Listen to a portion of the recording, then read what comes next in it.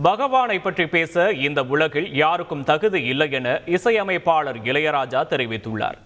ரமண ஆசிரமத்தின் 100வது ஆண்டு விழா நிகழ்வில் அவர் பேசியதை பார்க்கலாம். ரமணரை பற்றி என்ன நினைக்கிறீங்கன்னாரு. எனக்கு கடன்னு கண்ணீர் கொட்டிடுச்சு. ரஜினிகாந்த் கமல்ஹாசனை கேட்குற மாதிரி என்னை பற்றி என்ன நினைக்கிறீங்கன்னு கேட்குறாரு. பகவான் யார் சொல்ல முடியும்? ஒருத்தரும் சொல்ல முடியாது. எனக்கு எவ்வளவு மியூசிக்கு தெரியுங்கிறது பெரிய விஷயம் இல்லை. ஆனால் மியூசிக்கு என்ன தெரிஞ்சிருக்கு,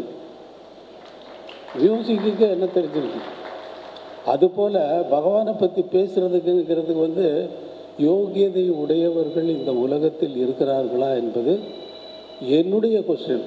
என்னை பொறுத்தளவில் யாருக்கும் யோகியதை இல்லை. செய்திகளை உடனுக்குடன் தெரிந்து கொள்ள உடனே சப்ஸ்கிரைப் பண்ணுங்க.